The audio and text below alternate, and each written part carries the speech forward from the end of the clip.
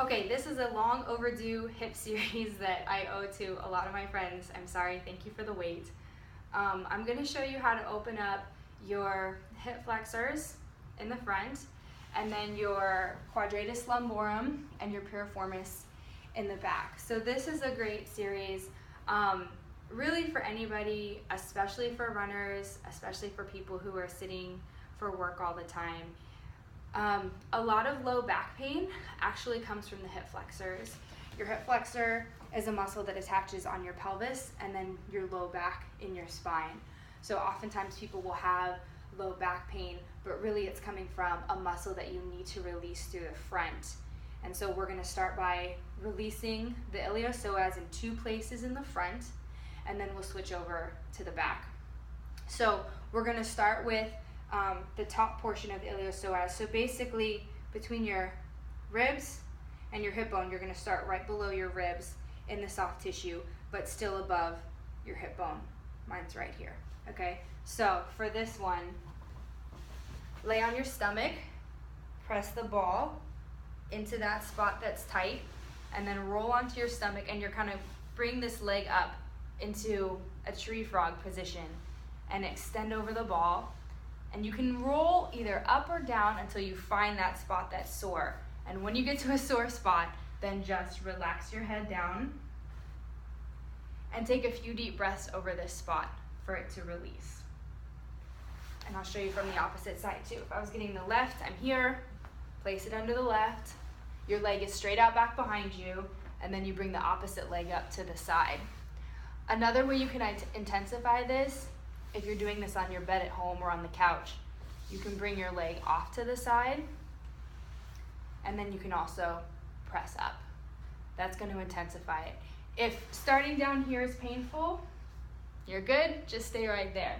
If you're here and you're like, I'm not feeling anything, bring your foot off to the side or come up and then press up, okay? All right, next is you're now going to move it to the lower portion. So iliopsoas is 2 muscles, the iliacus and the psoas muscle. So, or iliopsoas and the iliacus muscle. Don't listen to me for the anatomy. So now we're going to go to the iliacus muscle.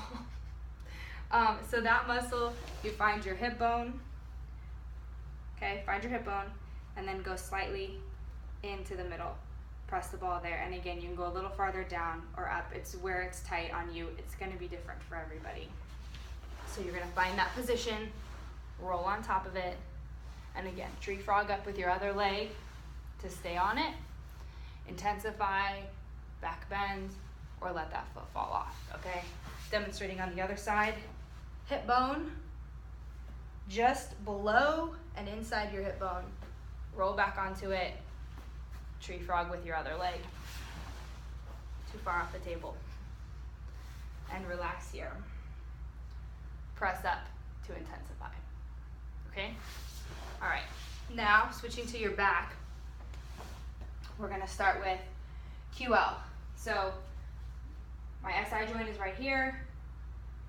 My bottom rib is right here. Press the ball in the middle of them.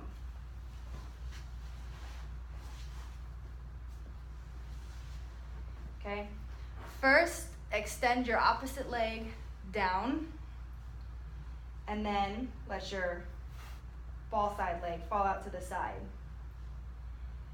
A couple ways you can modify this.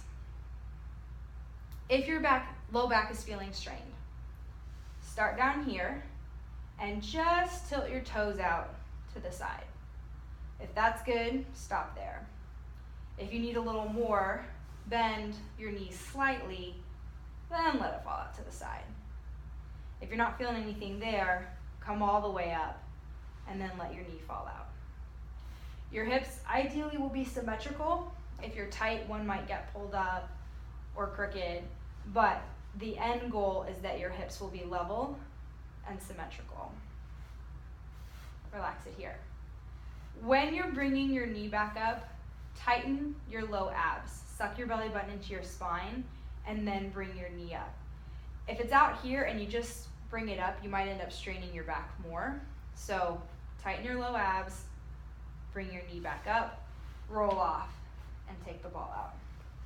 the opposite side. It's not gonna be as easy for you to see the ball placement, but just so you get the idea on both sides.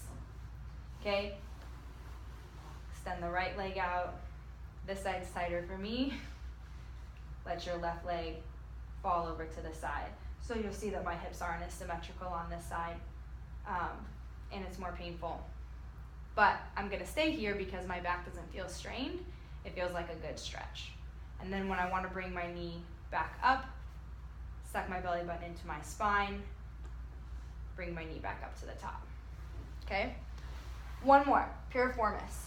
Your piriformis is a muscle that comes in at a diagonal below your glute max. So like your biggest glute muscle, your biggest butt muscle, has a little muscle, the piriformis, that cuts underneath then. You may have heard of it. Sometimes the sciatic nerve runs behind it. So if it's irritated, it can be a cause for people's sciatica. Just one of the many causes of sciatica, but that might have been where you've heard about it. But it's an annoying little muscle that can get pretty tight.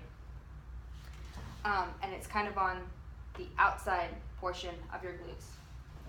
So it's going to be the same positioning as your quadratus lumborum in your low back, but this time you just place the ball glutes on your back, roll up. You're here.